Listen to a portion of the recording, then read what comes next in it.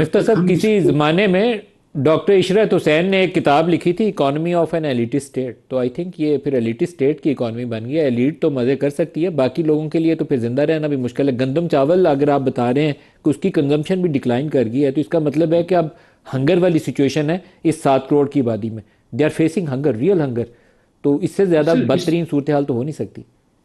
سر یہ دیکھیں 7 کروڑ تو وہ لوگ ہیں نا کہ جو کہ 8,000 روپے پہ گزارا کرتے ہیں. لیکن 2 دن پہلے فاروق سلیم صاحب نے ایک آرٹیکل لکھا تھا، ایک راشد صاحب کی بات کی تھی کہ جو 96,000 روپے کماتے ہیں مگر 3 بچوں کو اسکول نہیں بھیج سکتے.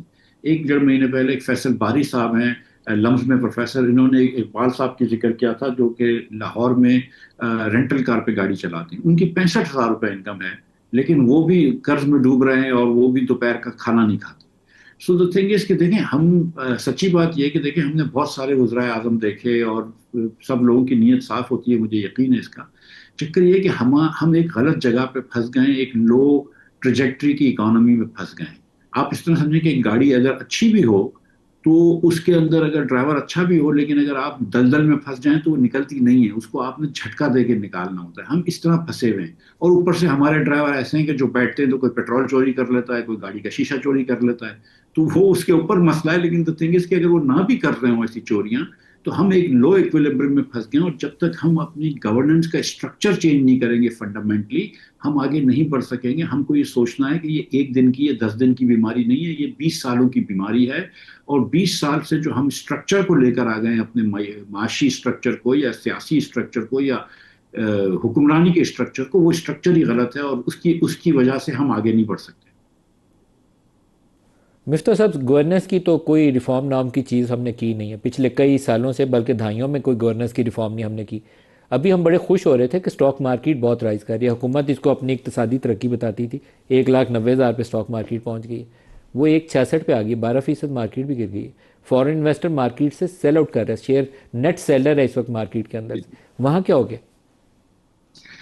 سر دیکھیں ہندوستان کے اندر جو ہے نا وہ جو پرائس ارننگ ریشو ہوتا ہے کہ اگر ایک کمپنی 10 روپے کماتی ہے تو وہ 150 روپے کا اسٹاک ہوتا ہے، 15%. ہمارا 9% تک پہنچا تھا، اب 8% پہ ہو گیا. یہ جو فرق ہے نا ہمارے اور ہندوستان کی کمپنیز کے اندر، کہ ایک کمپنی 10 روپے وہاں پہ بھی کما رہی ہے، ہمارے یہاں بھی کما رہی ہے، لیکن وہاں پہ اس کا شیئر 150 روپے کا ہے، یہاں پہ اس کا شیئر 80 روپے کا ہے.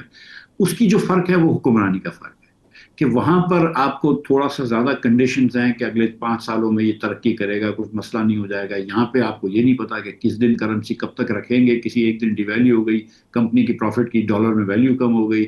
آپ کو یہ نہیں پتا کہ کمپنی ریمیٹنس دے سکے گی، کمپنی ایل سی کھول سکے گی، بجلی اس کی مہنگی ہے تو کیا خاک ترقی کرے گی، گیس اس کی مہنگی ہے تو ایکسپورٹ نہیں کر سکے گی. سو ہمارے یہاں جو انسرٹنٹی ہے، political uncertainty, governance uncertainty, most importantly policy uncertainty, اس کی وجہ سے ہمارا اسٹاک مارکیٹ ویسے ہی انڈر ویلیو ہوتا ہے. اور اب وہ 9 پہ تھا، اب وہ 8 یا 7 پہ جا رہا ہے. اس کی وجہ یہ ہے کہ وہ تھوڑی سی اب افغانستان کی انسرٹنٹی ہے، ایران کی انسرٹنٹی ہے، لیکن اور بھی بہت ساری چیزیں ہو رہی ہیں نا. کچھ دیکھیں میں یہ سمجھتا ہوں کہ پاکستان میں جو ٹیررزم کی وجہ سے پاکستان کی معیشت کو بہت نقصان ہوتا ہے. اس کو کوانٹیفائی کرنا مشکل ہے، لیکن اگر ہمارے یہاں باہر کے لوگ نہیں آتے یا سرمایہ کاری نہیں کرتے، اس میں ایک وجہ جو ہے یہاں پہ ٹیررزم بھی ہے. اب وہ بھی ایک مسئلہ چھڑا ہوا ہے، وہ ہمارے ہاتھ میں تو کمپلیٹ نہیں ہے. ہم تو نہیں کہہ سکتے کہ رک جاؤ تو رک جائیں گے، وہ تو اس میں کچھ آپ کو جدوجہد کرنی پڑے گی. سو بہت سارے چھوٹے چھوٹے مسئلے